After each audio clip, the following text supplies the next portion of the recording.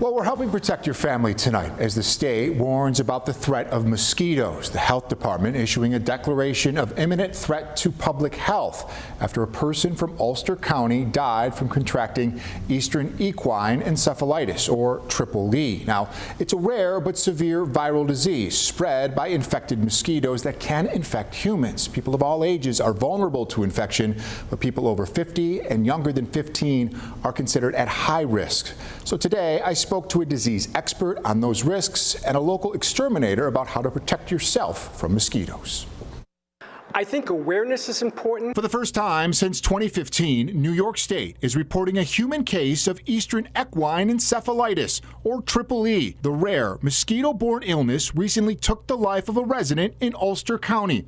In response, Governor Kathy Hochul has ordered statewide action to reduce the risk of EEE for New Yorkers. I think the raised level of concern is appropriate, albeit rare. It can have a very unfortunate outcome. To learn more about EEE, I met with Dr. Thomas Russo, an infectious disease expert at the University at Buffalo. Presently, there's no treatment for Eastern Equine Encephalitis.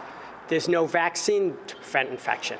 Dr. Russo says while the majority of people bitten by an infected mosquito will not develop symptoms, some will experience a fever or flu-like illness. More severe infections can impact the brain, and that's when EEE can become deadly. Individuals that have infection of the brain, the mortality rate is 30%, and of those that survive, a significant number will have neurologic sequelae or residual neurologic problems. In the past, cases of EEE in animals have appeared in Chautauqua and Cattaraugus counties, with the closest report to us this year in Wayne County, east of Rochester.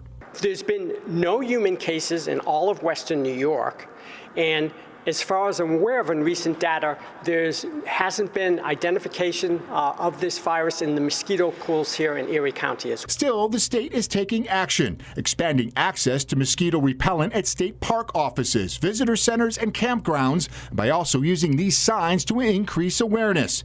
Experts say the best protection is prevention and recommend wearing long sleeves and pants and the use of repellents containing DEET.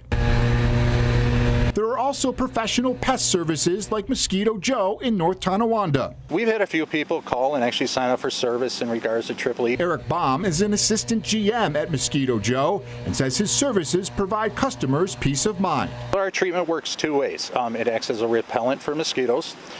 We also do larvicide, so we take care of the water areas where they do breed. Still, Dr. Russo emphasizes the importance of being proactive. I think people should take measures to protect themselves against getting mosquito bites, but by no means should there be widespread panic over this situation. Dr. Russo points out that even though the mosquito season is winding down, we do have several weeks remaining before the first frost, so be aware and take the appropriate precautions until it gets colder.